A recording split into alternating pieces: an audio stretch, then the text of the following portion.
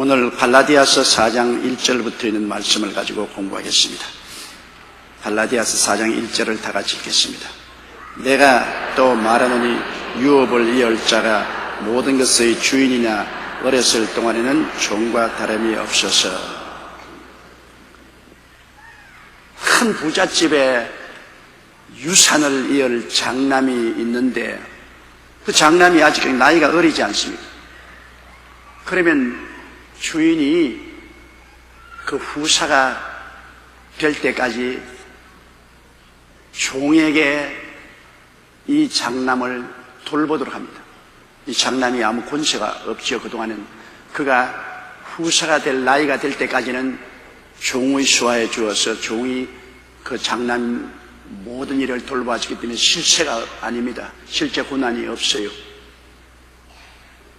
대개 25살이 되면은 성년이 되어서 이제는 당당하게 후사가 됩니다. 그러면 그때는 종이 다시 그 사람에게 무릎을 꿇고 그 사람 시킨 대로 하죠. 아버지가 딱 정해놓았을 때 내 아들이 25살 될 때까지는 일절 모든 댁 내외의 모든 일은 종이 돌봐주라. 그러면 25살 될 때까지는 꼼짝도 못해요. 후사는 후사지만 후사의 고난이 아무것도 없어요. 종 아래에 있어요. 종 시키는 대로 해야 돼요. 주인인데도 불구하고 종이 시키는 대로 합니다. 그것은 아버지가 정한 후사의 나이가 이르기 전까지는 그렇게 되는 것입니다. 2절 읽으십시다. 그 아버지의 정한 때까지 후견인과 청지기 아래에 있나니. 보십시오. 아버지가 정한 그 나이까지는 후견인이나 청지기 아래. 후견인은 그를 돌봐줄 사람을 임명한 것이 후견인이고, 청지기는 그 집안 모든 사정을 다 돌보는 집사입니다. 종입니다. 그러므로 아버지가 정할 때까지는 후견인이나 이 청지기 시킨 대로 해야지요. 후견이나 청지기 보고 큰 소리 할 자격이 없습니다. 정한 시기가 되면은 후견인 간섭도 벗어나고 청지기 간섭도 벗어나고 완전히 주인으로서 들어앉게 되는 것입니다. 3절요. 이와 같이 우리도 어렸을 때 이 세상 초등학문 아래에서 종노릇 하였더니, 신앙적으로 이제 바울이 비교했으면 우리도 어렸을 때, 우리가 아직 예수 그리스도를 알지 못할 때에는 이 세상 초등학문이란 뭡니까? 세상 종교를 따르고 우상에 절하고 점쟁이 따라가고 사주팔자 보고 온갖 것 이런 것 따라가면 초등학문입니다. 아주 대학원을 졸업했으면 그런 거 안 하겠는데 초등학문 아무것도 모르니까 이 세상 권세 그대로 다 우리도 어릴 때 따라갔습니다. 요새 예수 믿는 사람들도 사주팔자 보는 사람 많다 그래요. 그거 초등학문입니다. 우리 인생의 운명은 하나님이 잡고 계신데 사주팔자가 우리 인생을 잡고 있지 않습니다. 인생의 생사화복은 하나님이 주장하시는데 왜 귀신들에게 가서 물어요? 귀신이 무슨 생사화복을 주장해요? 아직 모르니까 초등학문은 가지고 있기 때문에 그렇게 한다고요. 이와 같이 우리도 어렸을 때는 이 세상 초등학문 아래에서 종노릇 했습니다. 그래서 그 세상 초등학문이 시키는 대로 따라갔단 말입니다. 점치고 사주팔자 보고 부적 태달하면 부적 달고 묵구리 하라면 묵구리 하고 우상에 가서 절하라면 천번절도 하고 산에나 바다에 가서 절하고 그러니 됐습니다. 그 초등학문의 종노릇입니다. 소위 말하는 사탄의 종노릇했죠. 그러나 4절요. 때가 참에 하나님이 그 아들을 보내사 여자에게 나게 하시고 율법 아래 나게 하신 것은, 자, 때가 차니까 이제 하나님이 정하신 때가 오니까 우리를 초등학문에서 건져내어 하나님의 친자녀가 되고 하나님을 아버지라고 부르게 되고 하나님의 친아들이 되게 하려고 우리를 초등학문에서 건져내시려고 하나님께서 예수 그리스도를 보내신 것입니다. 특별히 또 여기 여자에게 나게 하시다 했습니다. 왜냐하면 남자를 통해서 낳지 않았기 때문에.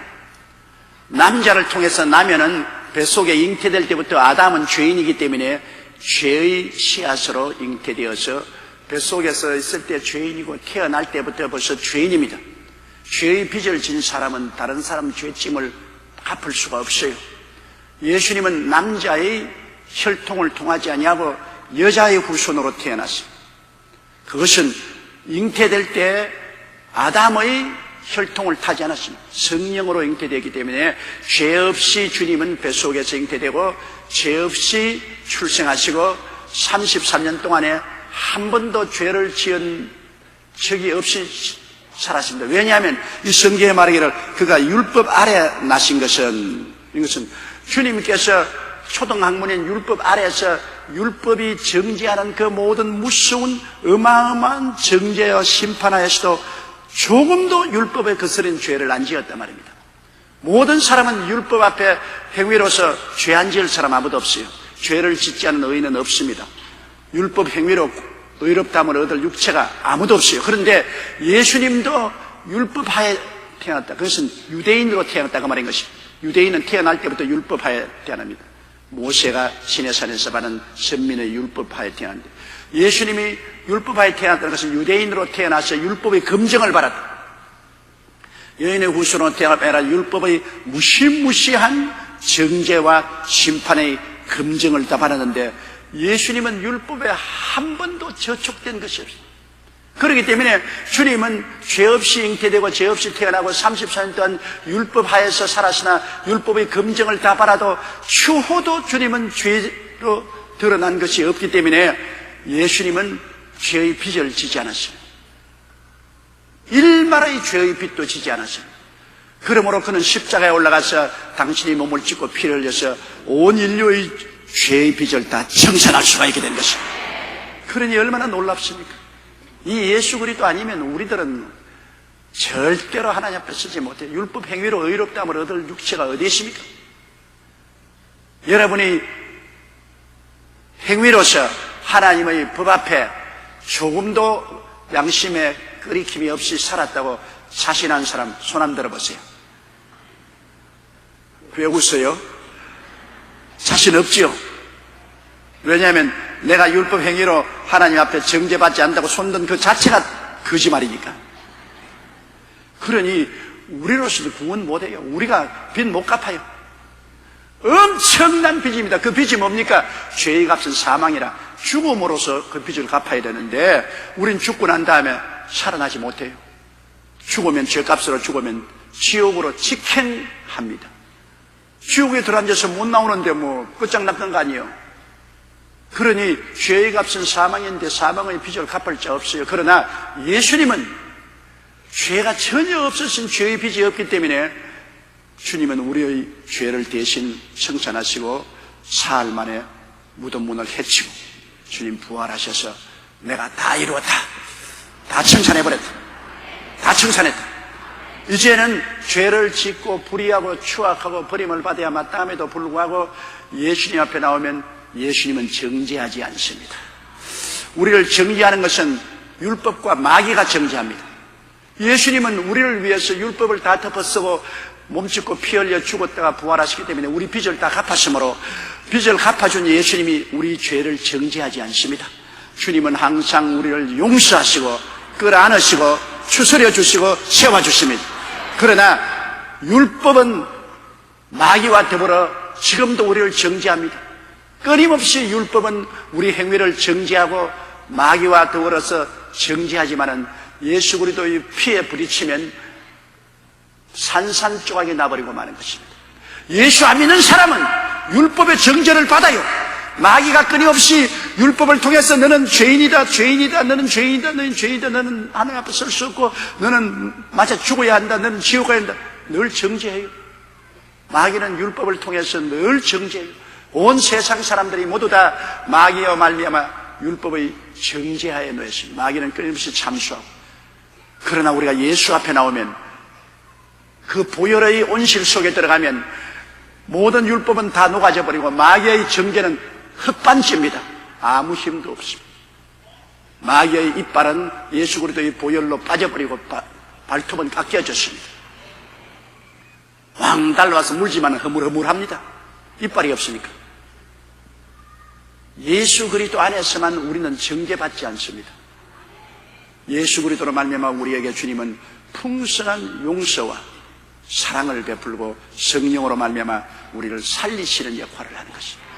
주님은 죽이는 역할을 하지 않습니다. 마귀가 오는 것이 도적질하고 죽이고 멸망시키지, 인자가 온 것은 양으로 생명을 얻게 하되 더 풍성히 얻게 하려 왔노라. 예수님은 살리려고 오시지 죽이려고 안 옵니다. 죽이는 일은 마귀가 하는 것입니다. 여러분, 우리 예수 믿는 사람들도 쉽게 마귀의 그릇이 돼가지고서 이웃을 죽이는 일에 동참할 때가 많습니다.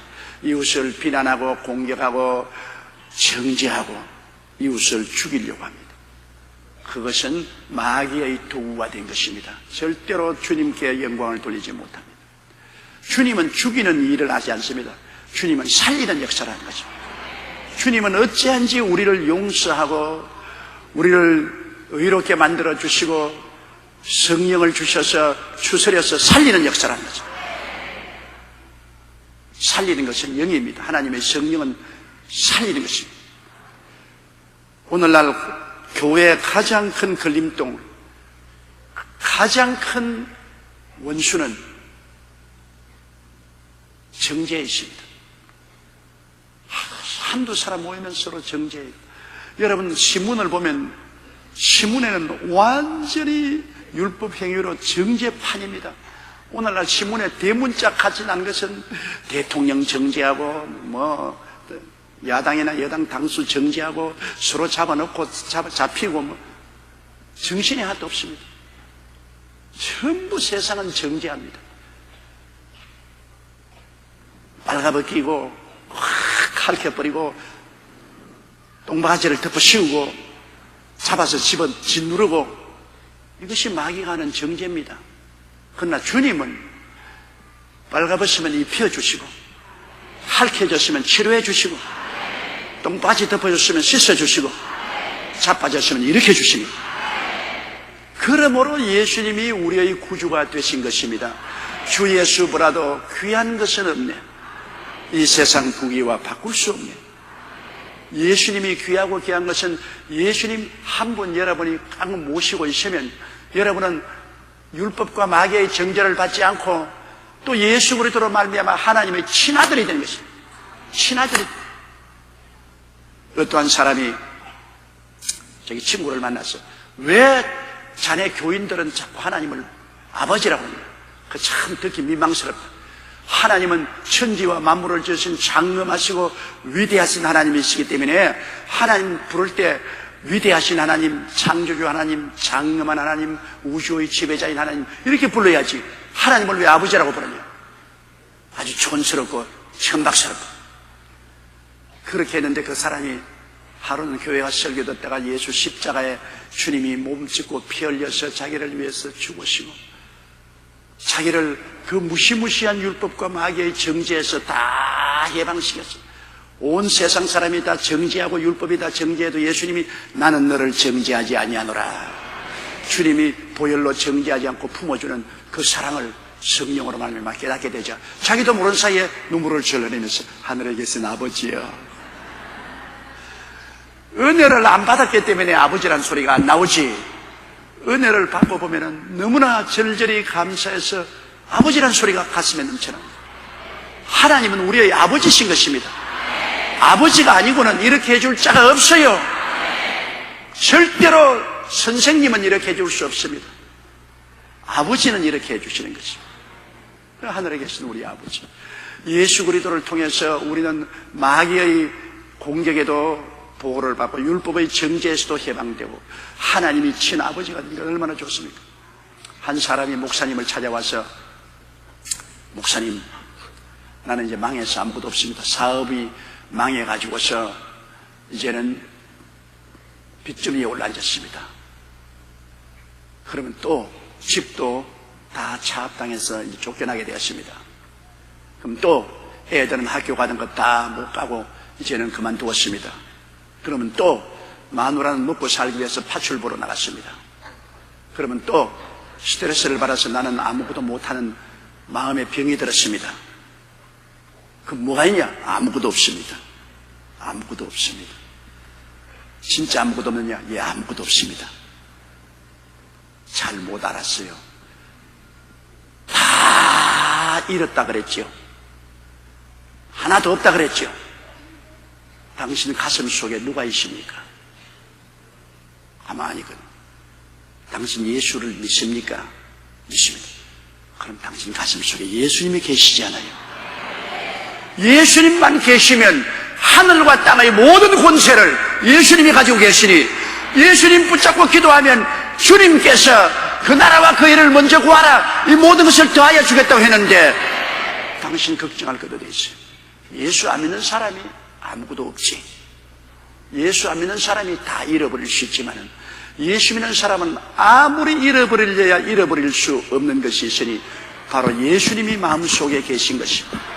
참말입니다. 예수님께서는 제 아들 보고 뭐라고 말했습니까? 하늘과 땅의 모든 권세를 내게 주었다고 말씀하시고, 너희는 세상에서 환난을 당하나 담대하라, 내가 세상을 이겼느라고 말씀하시고, 그날에는 내가 아버지 안에 너희가 내 안에, 내가 너희 안에 있는 것을 너희가 알리라고 말씀하시고, 볼지어다 세상 끝날까지 내가 항상 너와 같이 하겠다고 하셨습니다.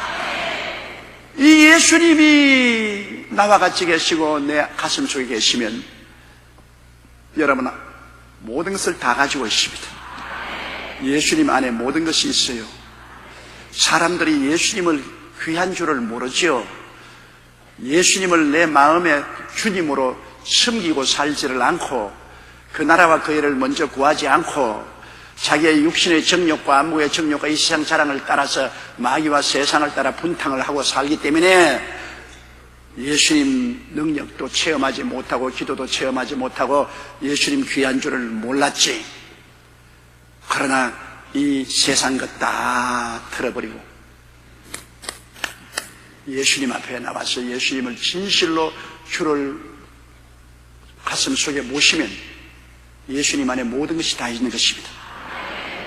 모든 것이 다 있어요. 오늘 예수 그리스도는 이야기가 아닙니다. 신학적인 명제가 아닙니다.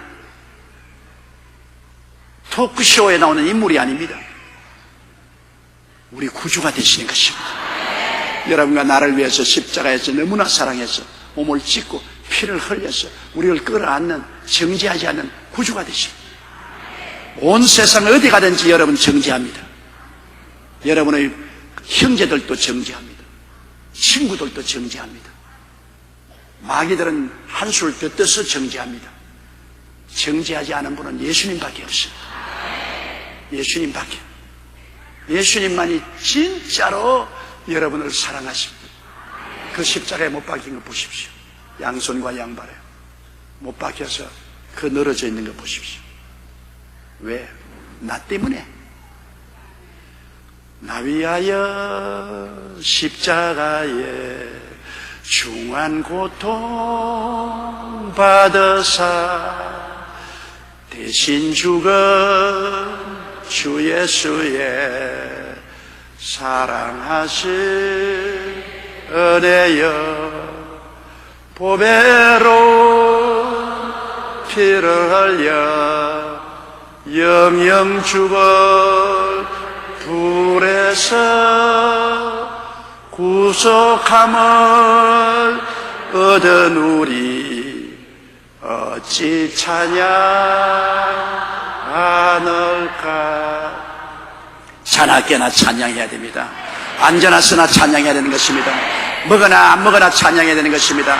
우리의 모든 삶은 우리 예수님께 초점을 맞추고 살아야 되는 것입니다. 돈에 초점을 맞추면 안 돼요. 지위나 명예나 권세나 청춘에 초점을 맞추면 안 돼요. 예수님께만 초점을 맞춰야 되는 것입니다. 예수님만이 진정으로 여러분을 사랑하시는 분인 것입니다. 예수님만이 여러분을 위해서 목숨을 바치신 분이고 지금도 살아계셔서 24시간 떠나지 않고 여러분과 같이 계신 그분에게 여러분 마음과 뜻과 정성을 다 맞춰 초점을 맞춰야 돼요. 그리스도 안에서 만족을 얻지 못하면 여러분 큰일입니다. 세상에는 분망하고 돌아다니나 만족이 있을 것 같아도 만족 없습니다. 바닷물을 마신 사람은 마실 때는 물이 들어오는 것 같지만 목에 소금기가 들어오면 자꾸 더 가려져서 물을 또 마시고 배가 남산만쯤 되어서 터져 죽습니다. 바닷물은 마셔도 더 갈증이 납니다. 이 세상 탐욕을, 쾌락은 아무리 가지면 가질수록 더 갈증이 납니다. 예수님이 수가성호 물가에 남편을 5갈 제끼고 6번째 남자하고 사는 여자에게 뭐라고 말했습니까? 네가 이 물을 마시면 다시 목마르다. 아주 상징적인 말입니다. 너 5번 남편 갈아놓고 난 다음에도 목마르지 않더냐? 만족한 남자 있더냐? 첫째 남편도 목말라 만족하지 않아. 던져버리고 둘째 남편 사람이 또 목마르다. 또 만족하지 않아. 또 버리고 셋째 남편 또 목마르다. 또 버리고. 참 용감하다. 넷째 남편 또 만났는데 또 목마르다. 또 버리고. 5째 남편 또 또 목마르다. 또 버리고. 6째 살고 있다. 예수님이 네가 이 6째 남편의 우물물을 마셔도 이 물을 마시면 또 목마르다. 내내 세상 것은 목마르다. 내가 주는 물을 마시면 영생토록 솟아내는 샘물이 되리라. 예수 그리스도만이 여러분 영원히 만족을 갖다 줄 수 있어요. 예수께 초점을 맞추고 예수 그리스도를 내 영혼 속에 깊이 모시고 있으면 하루 종일 예수님과 더불어서 하루 종일 앉아있어도 외롭지 않습니다. 지치지 않습니다. 목마르지 않습니다. 너희 목마른 자는 내게로 와서 마시라고 주님께서 말씀합니다. 너희 뱃속에서 생수의 강이 흘러나리라. 이런 것 다 비유의 말이 아닙니다. 실제적인 말인 것입니다. 우리 생명에 부딪힌 말인 것입니다. 예수 이외에 우리에게 만족을 줄 자 이 우주 가운데 없습니다. 천지 가운데 없어요. 그렇기 때문에 여러분의 모든 삶을 예수님에게 초점을 맞춰야 되는 것입니다. 여기 때가 참에 하나님이 그 아들을 보내사 여자에게 나게 하시고 죄 없이 나게 하시고 율법 아래 나게 하신 것은 율법의 검증을 받게 하십니다. 5절요 율법 아래 있는 자들을 속량하시고 우리로 아들의 명분을 얻게 하려 하십니다. 율법 아래 있는 자는 정죄 아래 있는 자란 말인 것입니다. 전부 하나님의 율법 아래 정죄를 당하여 기도 못 쓰고 훔치는 것입니다. 왜냐하면 정죄되어 있기 때문이에요. 여러분 마음에 정죄된다는 것은 참 괴롭습니다. 우리가 일정 시대에 막 해방되었을 때 고무신이 처음 나왔습니다. 그러면 고무신이 떨어지면은 그때는 고무풀이 있었습니다. 고무풀로서 갈아가지고서 떼우면 떼와져요. 내가 하는 말은 여러분은 아마 모를 것입니다. 그런데 그 고무풀이 굉장히 인기가 좋았어요. 왜냐하면 고무신 떨어진 데 싹싹싹싹 셔조각으로 갈아가지고서 고무풀을 딱 칠해서 다른 떨어진 고무신 조각을 잘라가지고 붙이면 찰칵 붙어버려요. 아주 새신처럼 되거든요. 그래서 우리 친구가 고무풀을 가지고 있는 건 너무너무나 부러웠는데 그 고무풀은 생고무로 만듭니다. 이미 신발로 된 거 말고 원고무, 싱가포르나 저 인도네시아에서 수입한 고무 덩어리 있지 않습니까?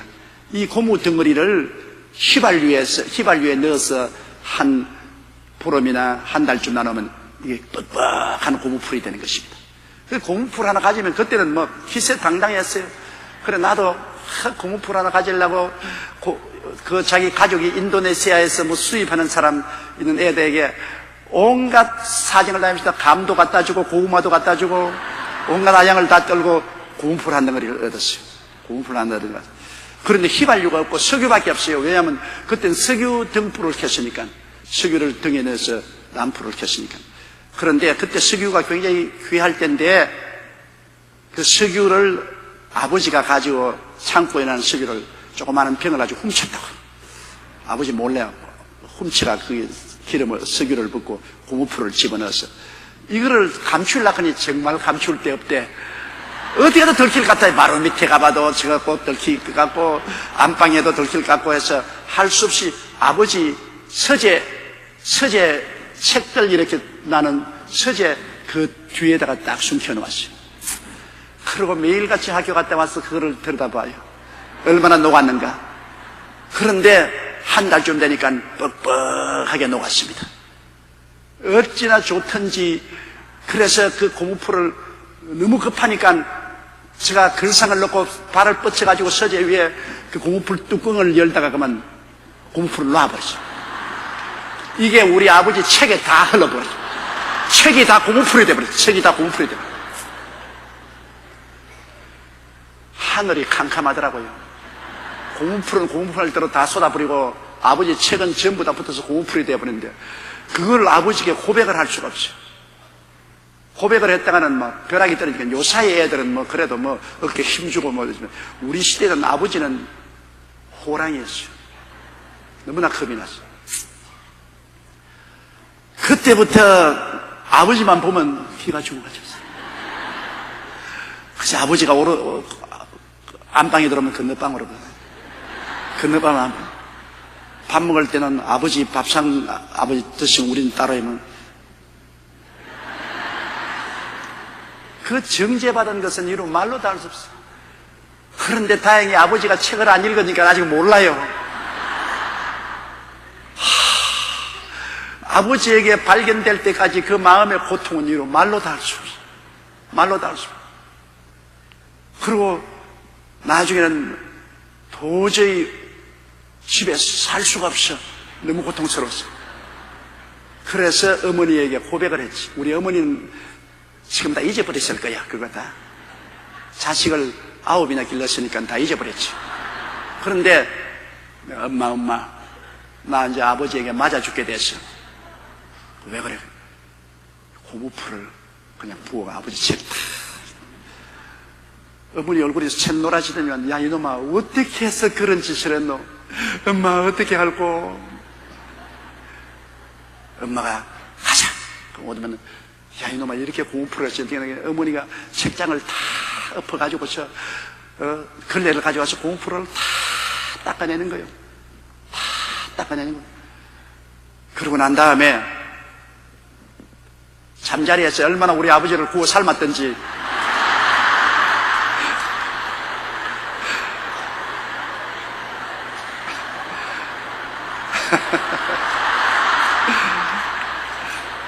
아침이 되니까 아버님이 용기야 이리 와. 아, 난 죽었다 이제. 그래 가니까 어머니가 날 보고 눈을 끔박끔박 하면서 괜찮다 그러더라고. 얼마나 고마운지. 그때 엄마 있는 게 얼마나 고맙지. 그래 아버지가 가서 꿇어 앉으니까 알았다. 네가 그렇게 고무풀이 가지고 싶더냐? 예, 고무풀이 너무 가지고 싶어. 그러면 나보고 이야기를 하지 왜 나 몰래 그런지. 그런 걸 아버지에게 숨기니까 이렇게 되지 않느냐. 앞으로는 숨기지 마라. 내가 아버지하고 인원하면 아버지가 그거 해줄 것인데 왜 아버지에게 숨기느냐. 해방이다. 와, 그날은 막 얼마나 우리 어머니가 더 이뻐 보이고 그냥 학교 갔는데 얼마나 신바람이 나는지 말도 못해요. 우리 예수님이 바로 그 어머니입니다. 예수님이 바로 그 어머니예요. 아버지의 법을 어기고 우리가 율법하에서 기가 죽어가지고서 율법하에서 기가 죽어서 아주 뭐 기진맥진인데 예수님도 율법하에 태어나셔서 율법의 심판을 다 바라나 정결하지 아니하고 아버지 앞에서 우리 죄를 어머니가 예수님이 다 짊었어요. 우리 어머니 예수님이 다 짊어졌어요. 다 청산하고 난 다음에 지금은 아버지 보좌 우편에 앉아서 우리를 위해서 중재를 해주고 계십니다. 그러니 우리가 죄를 짓고 불의하고 추악하고 정죄받아 죽을 수밖에 없는 우리가 어떻게 하나님 아버지 앞에 가슴을 펼치고 당당하게 나갈 수가 있습니까? 어떻게 우리가 죽을 때 지옥 갈 걱정 없이 천당 갈 수 있습니까? 예수님 때문에, 우리의 어머니 같은 예수님 때문에 예수님이 다 청산하시고 예수님이 아버지 앞에서 우리 기도해 주어서 아버지가 우리를 용납하게 해주셨어. 우리는 이제는 당당하게 예수 이름으로 가슴을 펴고 천당에 갈 수가 있게 된 것입니다. 여러분, 의로운 행위로 된 것 아닙니다. 고무풀 쏟아놓고 뭐 잘한 거 뭐가 있어? 의로운 행위 아무것도 없습니다. 예수님 중재 때문에, 예수님이 중재로서 주시기 때문에, 예수 그리스도의 공로로 천당 가는 것이고, 지금도 그래요. 지금도 여러분 예수님이 우리에게 항상 우리 중재를 서주시고 계십니다. 항상 우리 죄 지으면 회개하면 예수님이 씻어주시고 또 목욕시켜주시고, 주님은 늘 우리를 목욕시켜주시고 뭐 때문에 엉덩이 한참 때리긴 하지만은, 야 임마 자꾸 그러지 마라, 그러지만은 목욕시켜주시고. 오늘날 율법은 이제 우리를 정죄하지 못합니다. 왜? 예수님이 다 빚을 갚았으니까 이제 정죄하지 못하죠. 그러나 율법에 필요한 것은, 율법은 우리의 잘못된 것을 이제는 보여주는 거울이 되는 것입니다. 우리를 정죄하는 힘은 없지만 거울이 되니까, 거울을 봐야 내가 잘생긴지 못생긴지 알잖아요. 전에 어떤 자매님 한 분이 내게 신앙 상담을 왔는데요, 신앙 상담을 하면서 자꾸 우셔요. 우니까 이 검은 물이 눈썹에서 이렇게 흘러내리고 얼굴에 분발한 것이 다 눈물에 씻어내리고, 그러니까 그 자매님이 나에게 신앙 상담하고 울면서도 늘 핸드폰 홈팩트 열어가지고 또 보고 또 이렇게 딱 그러다 안 하고 또 손주고 내서 울고 난 다음에 또 홈팩트 열어가 또 보고 또 딱 그냥 가만히 보고 속으로 재밌다 싶은 생각이 나요. 예. 어떻게 금시 울어서 얼굴이 그냥 어른이 다 졌는데 콤팍트만 내고 그걸만 되다 보니까 대번에 고쳐놓는다 말이에요. 대번에 고쳐놓고 또 그걸 참지 못해가 또 울고 난 다음에 또 고치고, 내 앞에서도 적어도 서너 번 고쳐요. 그때 내가 느낀 것입니다. 이것이구나. 우리가 늘 잘못해서는 율법의 거울을 들여다보고는 또 고치고, 율법의 거울을 보고는 예수 그리스도의 은혜로 또 회개하고 고치고. 그래서 오늘 율법의 거울이 필요한 겁니다, 여러분. 옛날엔 율법이 우리에게 무시무시한 정죄의 회초리였고 우리를 잡아서 지옥 보내는 거였지만, 이제는 그런 힘은 없어요. 율법은 예수 그리스도의 보혈로 말미암아 아무 힘도 없게 되고 마는 것입니다. 주님이 율법이 요구하는 것을 다 청산해버리기 때문에. 그럼 율법은 오늘날 우리의 거울입니다. 율법을 쳐다보고 우리가 얼굴에 눈물 자국이 나고 더러워지면 또 예수님의 보혈로의 콤팍트로 또 고치고, 또 율법이 보여줘서 또 고치고, 그러므로 매일같이 율법의 거울을 들여다보고 예수님의 보혈로 여러분을 정하게 하는 여러분 되시기를 주의 이름으로 축원합니다. 그래서 율법 아래에 있는 자들을 속량하시고 보혈로 다 값주고 사시고 우리로 아들의 명분을 얻게 하셨습니다. 우리가 이래도 아들이 됐어요. 보통 아들입니까? 하나님의 아들입니다. 무슨 부잣집 아들? 아무것도 아니에요. 군세자들의 아들? 아무것도 아니에요. 하나님의 아들, 만왕의 왕, 만주주여 영세의 왕 되시는 하나님의 아들이 되었다. 여러분은 아직 영적인 잠에서 깨어나지 못하기 때문에 이 의미가 얼마나 깊은지 잘 몰라요. 아들이 되었다, 그런가 보다. 아들이 되니 그런가 보다. 그날에 주께서 호령과 천사등의 호함과 하나님의 나팔로 진이 하늘로 쫓아 강림하실 때 주 안에서 죽은 자들이 먼저 일어나고 살아남은 우리가 변화됩니다. 약한 자가 강한 자로, 육의 몸이 신령한 몸으로, 더러운 것이 영광스러운 것으로, 죽을 자가 영생의 몸으로 변화되어서 하나님이 얘들아 올라오라 그럴 때, 그때는 여러분 실감이 날 것입니다. 그때는 이야 이것이구나, 와 이것이구나. 정말 여의도까지 나간다고 버스 타고 가는데 불평도 많이 했는데 참 잘 땡겼다. 와 이거 실감 나는구나. 정말 너무 좋아.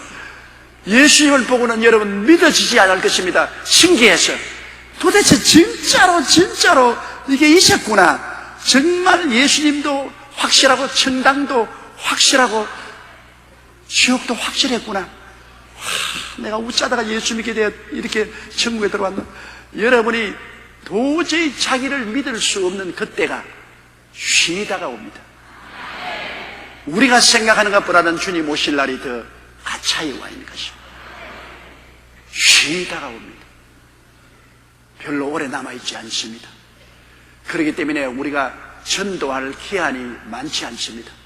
우리의 부모나 자녀들, 친지들 만나는 사람마다 우리 전도해야 될 것입니다. 예수 믿고 천당 가자, 지옥 가지 말아라.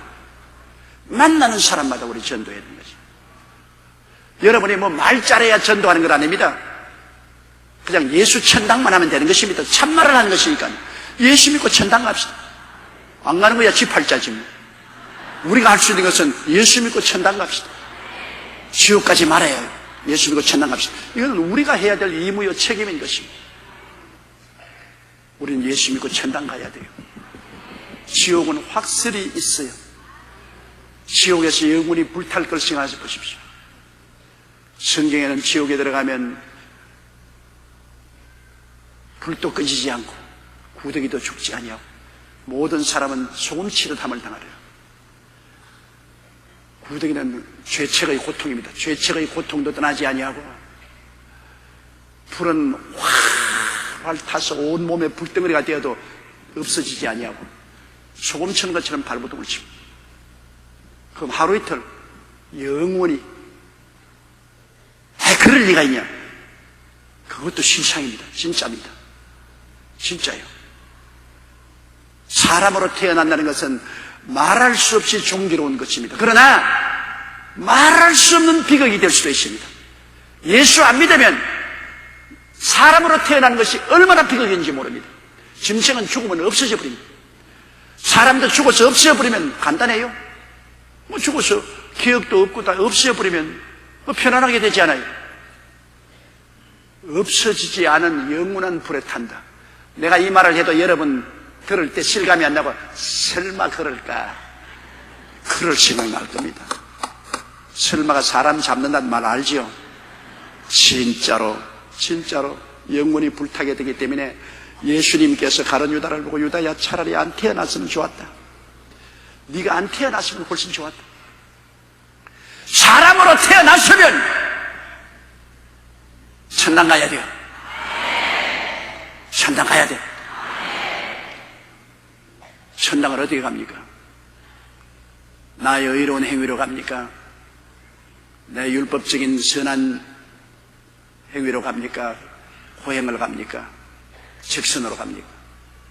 어림도 없죠. 그런 사람들은 다 율법과 마귀의 정죄를 받아 지옥으로 곤두박질 치고 떨어지죠. 율법도 정죄하지 못하고 마귀도 정죄하지 못하는 보혈의 온실 속에 들어와야 되는 것입니다. 예수님의 피에 기대면 율법도 정죄 못하고 마귀도 정죄 못합니다. 보혈에 기대야 되는 것입니다. 보혈. 죄에서 자유를 얻게 함은 보혈의 능력, 주의 보혈, 정결한 옷 얻게 하니 참 신기한 능력이로다. 주의 보혈 능력이 있도다. 주의 피 믿어 주의 보혈 어린 양의 매우 귀중한 피로다. 보혈을 의지해야 돼. 이보다 더 귀한 것이 어디 있습니까? 여러분은 이 진리를 알았으니 얼마나 다행입니다. 세상 사람에게 이 이야기하면 귀먹은 사람에게 말하는 것 같이 전혀 알지 못하고 가치를 느끼지 않습니다. 얼마나 불쌍합니까? 우리는 깨달아 알고 믿을 수 있다는 것이 이것이 축복 중의 축복인 것입니다. 6절요. 너희가 아들인 고로 하나님이 그 아들의 영을 우리 마음 가운데 보내사 아버지라 부르게 하신다. 자, 예수님 통해서 법적으로 아들이 되는데 법적인 아들만 된도 감사한데 하나님께서 아버지의 영을 우리 마음속에 부으셔서 성령을 부으셔서 하나님 아버지와 우리와 같이 만들어졌습니다. 우리가 영적으로 하나님 반열에 들어가게 되는 것입니다. 지금 육신이지만은 하나님의 영이 우리에게 들어와서 우리를 점령해서 아들은 아버지와 같은 집에 살잖아요. 손님은 같은 집에 못 살고 종은 같은 집에 못 살아도 아들은 아버지 집에 같이 살잖아요. 아들은 아버지 밥상에 먹지 않아요. 우리가 하나님 아버지와 한 식구가 되고 아버지와 같은 반열에 들어서게 되는 것입니다. 그러니 이거 얼마나 놀랍니까? 그래서 아버지께서 법적으로만 우리 아들이 아니라 실제로 하나님 아버지께로서 태어났기 때문에 아들의 영을 부어주어서 아들의 영 성령이 와서 하나님을 전능한 하나님, 위대한 창조주, 역사의 주관자, 생사화복을 주관하는 이런 문자나 철학적 말을 쓰는 것이 아니라 아예 아바죠. 여러분, 아바란 말은 어린애가 부르는 말입니다. 아빠, 그 말인 것입니다. 이 아람어로나 헬라어로 아빠. 여러분, 어린아이가 아버지 보고 아빠.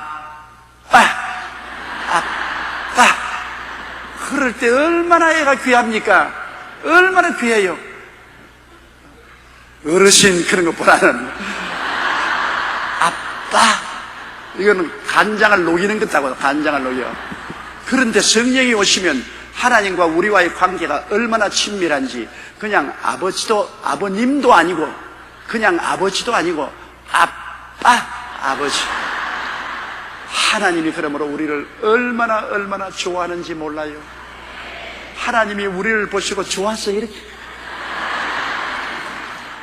예수님의 보혈로 구원받아 하나님이 친히 성령으로 인을 쳐서 주시고 난 다음 너 나보고 그냥 아버님이라고도 하지 마라. 아빠. 그렇게 말해.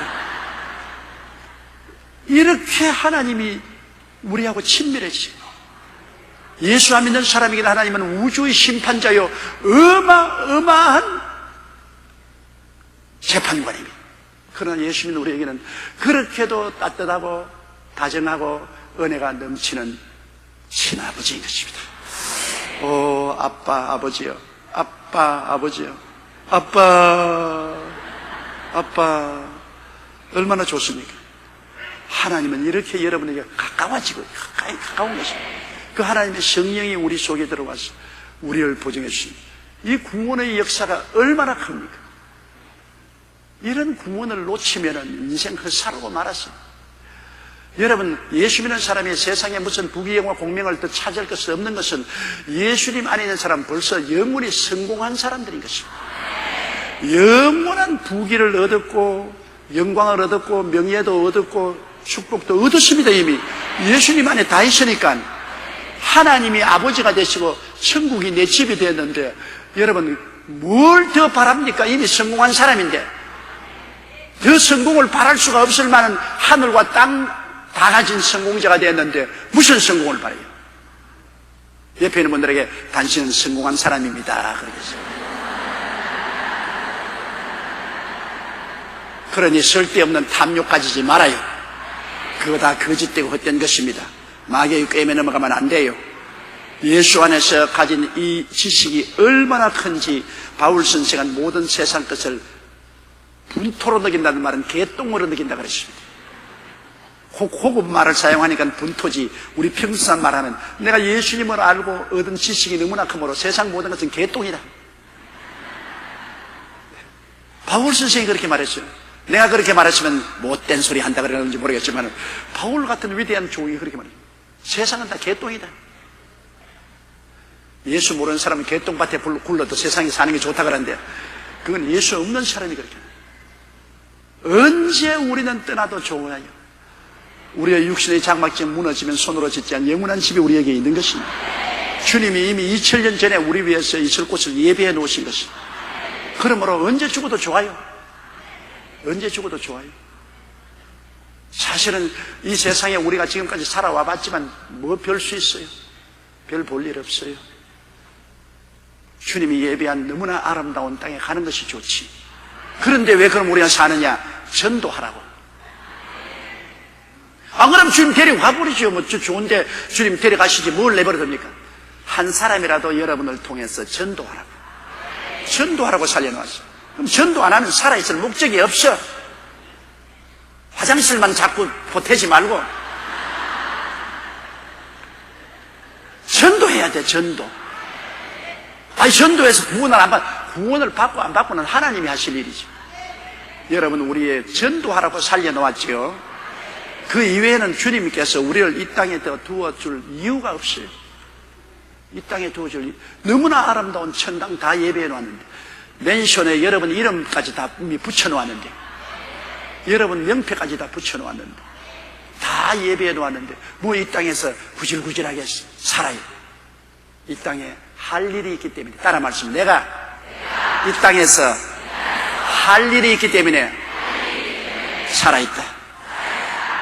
내가 무슨 일을 주님께로부터 해야 될까? 그걸 알아야 돼. 자기가 무슨 일을 하는지 사명을 알아야 돼. 할미꽃도 자기 할 일이 있고, 며느리 밥풀 꽃도 할 일이 있어. 장미꽃도 할 일이. 우리가 이 세상에 사는 것은 할 일이 있어. 하나님 앞에 내 할 일이 뭔지 알아야 돼. 두루뭉술로 살아서 안 돼요. 하나님께서 여러분 인생을 다 목적이 있어서 이 세상에 보낸 것이에요. 목적이 있어 보냈어요. 무슨 목적을 때문에 보낸 거예요? 우리 옛날 할머님이 예수 믿기 전에 열심히 불교를 믿고 극락화라는 이름까지 받았는데, 그때 내가 초등학교 다닐 때 할머니하고 같이 살았는데, 할머님이 연불을 들고서 아침에 일어나서 가만히 앉아있더라고요.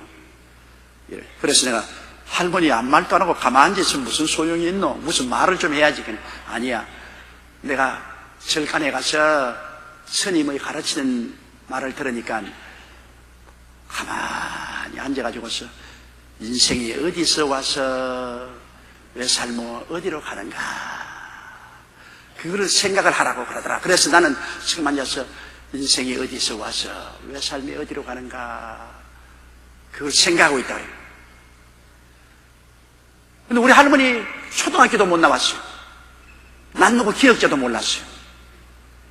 그런데 할머니 보고 내가 물었습니다. 할머니, 그래 가만히 있어서 어디서 와서 왜 살며 어디로 가느냐, 그 생각하면 의미를 압니까? 할머니, 할머니 어디서 왔어요? 몰라. 할머니 왜 살아요? 밥 메고 군뱅이 잡으라고. 우리 할머니 늘 농사일만 해요. 나 밥 메고 군뱅이 잡으라고. 그럼 어딜 가요? 가봐야 알지 뭐 어딜 간지 내가 어떻게 알아. 그럼 생각해도 소용없잖아요. 그래도 스님이 그렇게 생각하라니까 내가 생각해 보는 거예요. 그 다음 내가 예수를 믿고 난 다음에 내가 확실히 어디서 와서 왜 삶이 어디로 가는지를 알았기 때문에 내가 그때 할머님이 70이 넘은 노인인데 가서 이제 할머님 어디서 왔는지 내가 알려드릴게요. 하나님은 하나님이 지으신 조상 아담의 후손이요. 하나님이 지으신 아담의 후손인데 타락해가지고서 하나님께 버림받고 원수가 됐어. 지금 버림받아서 이대로 있으면은 지옥으로 떨어져요. 그럼 왜 사는지 알아요, 할머니? 밥 메고 군뱅이 잡기 위해 사는 것이 아닙니다. 할머니는 이 땅에서 하나님 앞에서 아무것도 배운 것도 없었으니까 주님 잘 섬기고 전도하라고 사는 겁니다. 할머니 옛날에 절간에 가던 친구들에게 예수 전도하라고. 그 때문에 할머니 사는 거예요, 전도. 어디를 가냐고요? 천당 가요. 천당 가요. 그러니까 나보고 합니다. 천당하고 극락하고 거리가 뭐냐? 할머니 얼마나 먼지 말로 다 알 수 없어. 만일 할머니가 극락 가면 손주는 영원히 못 만나봐. 나는 천당 가니까. 아니 나는 극락 안 갈래. 난 천당 갈래. 난 천당에 손주들 만나봐야지. 내가 어떻게 나는 손주들 없이 내 혼자 가느냐. 됐어. 그러니까 할머니는 예수 믿고 나하고 같이 천당 가. 그 할머님이 예수를 믿고 구원을 받고 난다. 그 다음에 글자를 안 넣고 기억자도 못 읽으신 할머님이 찬송가를 부르다가 혼자서 글을 깨치셨어요. 나 참 미안해. 누구에게 배우지도 않았어요. 할머니 찬송가 곡조는 전부 한 곡조입니다. 찬송가 다 불러요. 다 불러 그냥 한 곡조 다 부르는데, 그런데 그거를 들고서 한 곡조로 자꾸 무언도 모르고 부르는데 그냥 글자를 성령님이 깨치셨어요. 나 한 번은 보니까 찬송가를 줄줄 읽으면서 할머니 그거 어떻게 읽어요? 그러니까 몰라. 자꾸 펴고 찬송가를 부르려고 하니까 눈이 열리더니만 하나 두다 알아지대. 우리 할머님이 그 다음에 성경도 읽었어요. 성경도 펼쳐놓고 성경도 읽으시고 진짜로 아무에게도 안 배웠는데 하나님 앞에서 기도하고 찬송 부르되면 깨우쳤어요. 그래서 우리가 태어난 의미가 뭔지 알아야 돼요. 침불생 무록지인이요 지불생 무명지초라고 공자도 말했는데요. 하늘이 녹 없는 사람 낸 적이 없고 이름 없는 풀을 만들어 놓은 적이 없다. 풀 하나라도 목적이 있어 태어난 것입니다. 여러분 목적이 있어요. 태어난 목적이 있어요. 그냥 밥만 먹고 잠만 자라고 태어난 건 아니에요. 목적이 있어. 그러면 여러분 가운데 많은 사람들이 세월 구역장입니다. 어마어마한 목적이지. 어마어마한 목적. 셀 구역장. 어떤 셀 지역장. 이거 여러분 우습게 생각하지 마세요. 어마어마한 삶의 의미가 거기 담겨 있는 것입니다. 하나님은 그것 하라고 여러분 내놓은 거예요. 그거 안 하면 여러분 살아있을 필요가 없어. 어떠한 사람은 주의 종이나 교회를 위해서 기도하라고. 나는 오늘 너무나 감동적인 편지 하나를 받았습니다. 우리 자매님이 저를 위해서 기도하는데 요 사이에 어떻게든지 목사님이 굉장히 약해 보이고 슬퍼 보이고 허약해 보인다. 성령님이 마음속에서 너무나 탄식을 한다. 그래서 나를 위해서 눈물을 흘리며 기도한다. 자기 사명이 주의 종이 건강하고 오래 살아야 우리 양떼들을 다 먹이고 많은 사람에게 전도할 테니 그가 기도를 하는데 차라리 내 생명 10년을 빼앗아서 목사님에게 주어서 더 많은 영혼을 구원하게 해 주시옵소서. 그렇게 기도하는 것이 자기 사명이라고 하는. 내가 정말 마음에 너무나 감동을 받고 내 가슴이 찡해졌습니다. 나는 그 자매님의 생명 10년을 더 인수받을 생각은 없어요. 이 세상에 너무 오래 살아서 사는 것이 지쳤습니다. 난 빨리 천당하기로 하니까 10년 더 인수받을 생각은 없지만은 그러나 그런 마음으로 저를 위해서 기도해 주시고 주님의 사업을 능력 있게 해서 수많은 영혼을 먹이고 인도해 달라고 하는 사람이 있으니 얼마나 감사합니까? 지금에도 나를 향해서 저주하고 참수하고 심판하고 그렇게 하는 사람들이 많아요. 정말 나를 심판하고 정지하고 저주하고 있는 말 없는 말 다 만들어가지고서 사람을 그냥 빨가벗기고 핥히고 그걸 전문적으로 하고 있는 사람들이 우리 교회에 많아요. 여성 교인들보다도 남자 교인이 많아요. 그냥 남자 교인보다도 직분 가진 분이 많아요. 제가 솔직히 말해서 45년간 목회했는데 내가 자매님께 그랬습니다. 내가 지쳐 보이고 외로워 보입니까? 45년간의 목회 생활이 너무나 비바람이 불고 너무나 거친 길을 걸어왔기 때문에 누적된 피로가 이제 쌓여가지고서 지금이라도 주님이 그만두라면 나는 그만두고 싶은 생각이 납니다. 이제는 지쳤어요. 힘이 들어요. 자매님이 올바르게 봤어요. 그러나 나는 예수님의 것이니 주님이 이곳에 죽으라 하면 죽고 불 속에 들어가면 불 속에 들어가고 물 속에 들어가면 물 속에 들어갈 각오가 되고 세상에 아무 욕망 없습니다. 지위, 명예, 권세, 돈 아무것도 나는 욕망이 없습니다. 여러분 나를 보고 욕하는 사람에게 내가 대답하고 싶은 것은 나는 아무도 욕망이 없는 사람입니다. 내가 뭐가 되고 싶은 게 없어요. 지위도 원하지 않고 명예도 원하지 않고 돈도 원하지 않고 칭찬도 원하지 않고 이 교회 목사도로 내 교회니까 내가 세워지게 하겠다는 그 욕망도 없고 심지어는 더 오래 살고 싶은 욕망도 없습니다. 욕망이 없는 사람이니까 나보고 쥐어박아서 무슨 소용이 있습니까? 그 무슨 욕망이 있어야 같이 대항하고 싸우지. 욕망이 없는 사람 싸우지 않아요. 욕하고 싶으면 하시고 핥히고 싶으면 핥히고 밟고 싶으면 밟아라. 나는 주의 종이니까 주님이 그만두라면 그만두고 주님이 하라면 꼬부랑 할머니가 돼도 하고 주님이 오늘이라도 오라면 가고 주님이 좀 더 살라면 살고 주님의 종은 주님 앞에 죽고 살고 일어서고 하는 것이 달렸지 사람들이 뭐 그렇게 하나요? 그러니까 괜히 우리 성도들 중에서 자꾸 나를 핥히지 않은 것이 좋습니다. 손해나요. 내가 대꾸를 해야 재미가 있지. 내 대꾸 안 하는데 부부간 싸움도 한쪽 편에서 대꾸를 해줘야 싸움이 되지. 아무리 화음을 쳐도 부인이 가만히 있는데 싸움이 되나? 예수 그리스도의 보배를 가슴에 안고 난 다음에 아무것도 필요 없어. 더구나 젊지도 아닌 저같이 이제 68살 맹년은 한국 나이로 69살이 되는 사람이니까 목회 생활 가운데 예수님 밖에는 눈에 보이는 것이 없어. 눈에 보이는 것이 없어. 장님하고 순사하고 싸우면 누가 이기는겠는 장님이 이긴대요. 왜냐하면 눈에 보이는 것이 없기 때문에.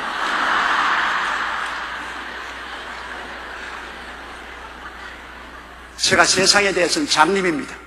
세상에 대해서는 눈 감아버리고 하나님에 대해서 눈을 떴기 때문에 세상에 보이는 게 없어. 그러니까 흠날 것 아무것도 없어요. 그래서 나는 그 자매님이 그 기도를 해주신 데 대해서 너무나 감사한 것은, 왜냐하면 그 하나님이 사명으로 주었어.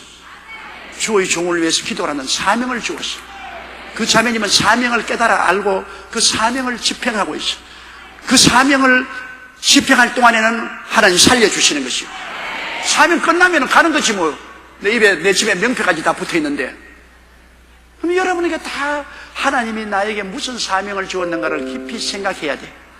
나 뭐 때문에 이 세상에 태어나서, 뭐 때문에 지금까지 밥 먹고 살아서, 지금 하나님이 예수 믿고 구원받게 해서 이 자리에 앉혀놓았는가? 뭘 하라고 원합니까? 모르겠거든 기도하세요. 뭘 할까요? 그냥 밥만 먹고 잠만 자고 깨어나는 그런 어리석은 인생을 살라고 주님 두지 않았습니까? 그랬다면 벌써 데리고 가셨죠.